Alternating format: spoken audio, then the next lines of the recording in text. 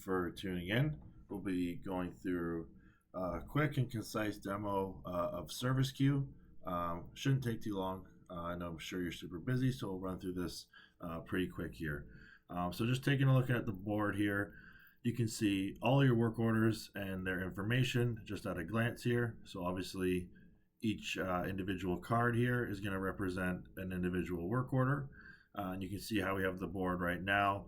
Everything is organized in each column by status. So we can change that from status view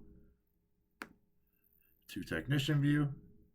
So now we have all of our work orders organized by technician in each column. And we can see at the top of each text column their total quoted hours and their total clocked hours. So you can see how much they already have, how much work they already have assigned, and how much work they already have completed. And then we're going to have our unassigned work orders column on the far left.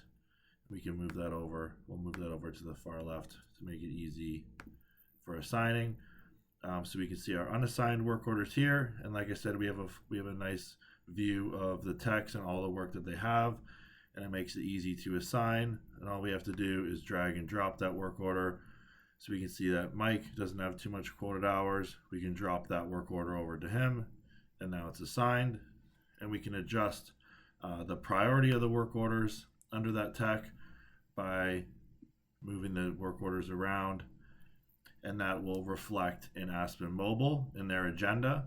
So the column, that's how it shows here, will reflect in their agenda, and it'll show them, they'll know when they log in that the order they see there is the order to begin working on their work orders. And we'll go back to the status screen, and we'll go through some of our filters at the top. So obviously we can search for work orders by anything that you see on the card here. So however you want to search for it, you can. We can search by name, narrow it down by customer, or unit by example, narrow it down. So however you want to search for work orders, we can search for them by any way, anything on the card there. And then obviously we looked at our views, and then we have work order status.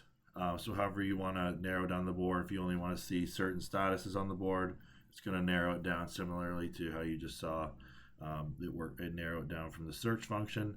So a bunch of different options there. We can filter down by assigned technician. So if you only want to see work orders from certain technicians, we can do that. Customers, you can search for customers and add them in here and have certain customers showing up on the board. We have locations. So obviously if you have multiple locations, people at those respective locations are going to want to see work orders only at their spot. So that's an option too. And then we have filter clocked only work orders and filter overclocked work orders. So the clocked only function here, if your text were clocked on to any work orders, it's going to narrow down the board to all the work orders that are currently being clocked on, or that are currently being worked on. And you'll see that on the board. It'll be a green dot beside the work order number. So you'll see it just at a glance as well, but that'll narrow it down to all the work orders that are currently being worked on. And then we have our overclocked work order filter, and this will narrow down the board to all those work orders that have gone over those quoted hours. And we can see that at a glance just by that red line beside our quoted and clocked hours. And we can also see the last clocking time. So we can see this one, obviously that's unrealistic, but 117 days ago. So it tells you how long it's been sitting without someone working on it. And then at the bottom here, we also have our work order created date. But yeah, this is just an easy way to see kind of all the work that's kind of been sitting for a bit or gone over those quoted hours. And then we can also create work orders from Service Queue as well. So obviously we can do that out of Aspen Desktop. This is a more streamlined way to do it. You'd come in here, fill in your basic details, customer, work order description. We have a non-printed comment section here at the bottom. And then you can fill in the unit details, your scheduling details, and then we can come over to the segment side and build out as many segments as we need. put in your display text, pick your service codes, and then if you want to populate that quoted hours on the card, you'd fill in your estimated labor hours here, and that's what kind of would populate that quoted hours. And then we have our memo and standard job sections here as well. So just another way to create work orders. And then we also have a few date filtering options. So you can filter down the board by different date options. So we have work order creation date, schedule date, pickup date, delivery date. So however you want the board viewing under those date criterias, that's an option as well. And then we'll take a look at an individual work order card here.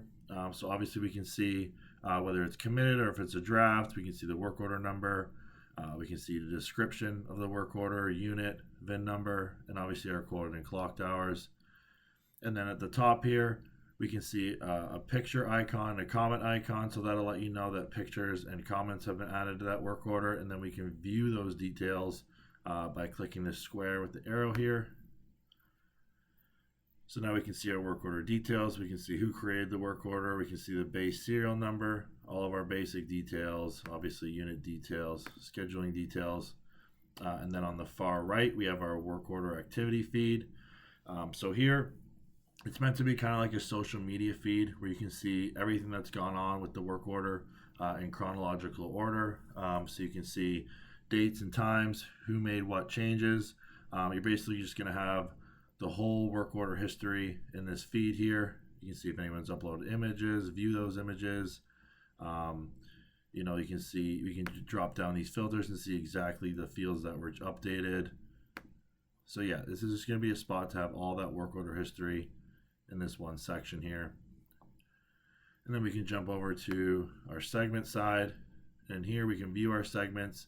You can come in here and edit the segment if you need to make any changes to it, or you can add new segments to the work order as well. And then we can view segment details. So in our segment details, we can see attachments that have been added. So whether it's PDF files or anything like that, you can upload those attachments and view them here. And then we can see any images that have been added to the work order. We can see comments that have been added. You can add comments from here as well. We can see all the labor history, so all the different clocking entries, how long, when, and who did it. We can find all that here. And then we have our checklist section. So you can see all the checklists that have been added to the work order. You can see completed checklists as well. And from a completed checklist, you're also able to download the checklist and download that report. And it'll end up looking something like this. So obviously this is a test one. I just took a couple pictures of the wall there. So you can see the report here and download it once it's complete. But we'll run through that kind of workflow in the checklist. So you're also able to create templates from here and also assign checklists as well. So you can come in here and create your template. You can name it.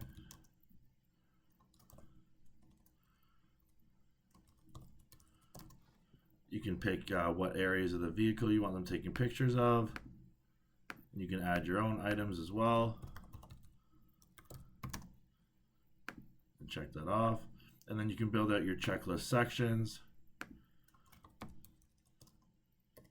And then add questions underneath those, underneath that section. So we can see, we can add a few example questions here. We can go something like tire track condition. You can allow images for each section, and then we have a few different question types or response types you can have them answering with. So we have a text response, a multi-select, so they can pick a few different options, or a single select. We'll start with a single select. We go good, worn, needs replacement. So you can build these out, and I won't take you through a whole checklist, but you get the idea.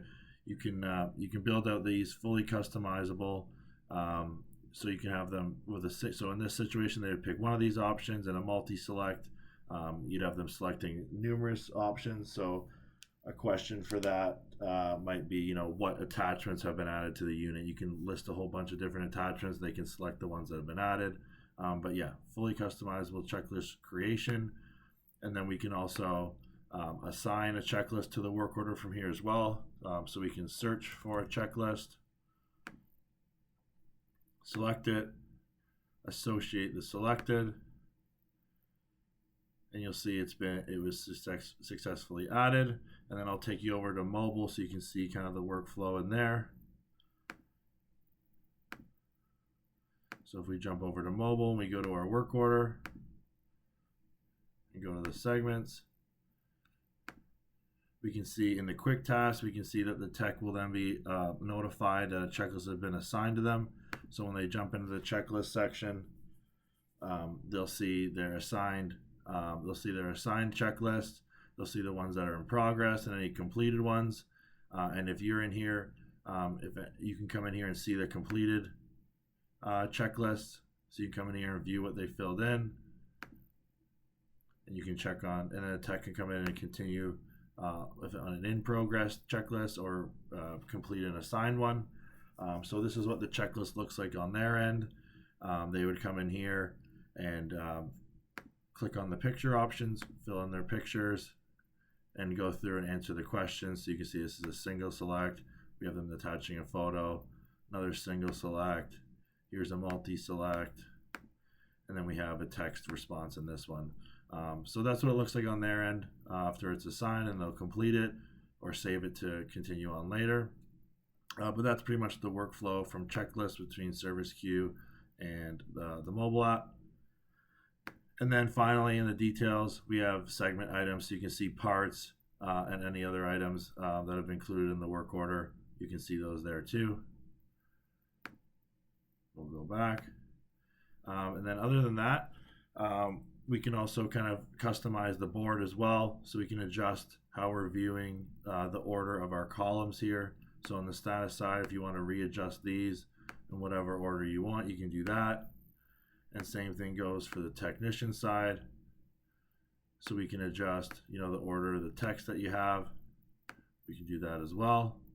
And then we also have a dark mode option, which I know a lot of the dealers that have this up projected on a TV in the shop or in the bay or whatever, they kind of like this dark option just to get rid of some of the glare from the windows that can come in. Just with the white screen, it can get glary, get hard to see. So the dark option is there too.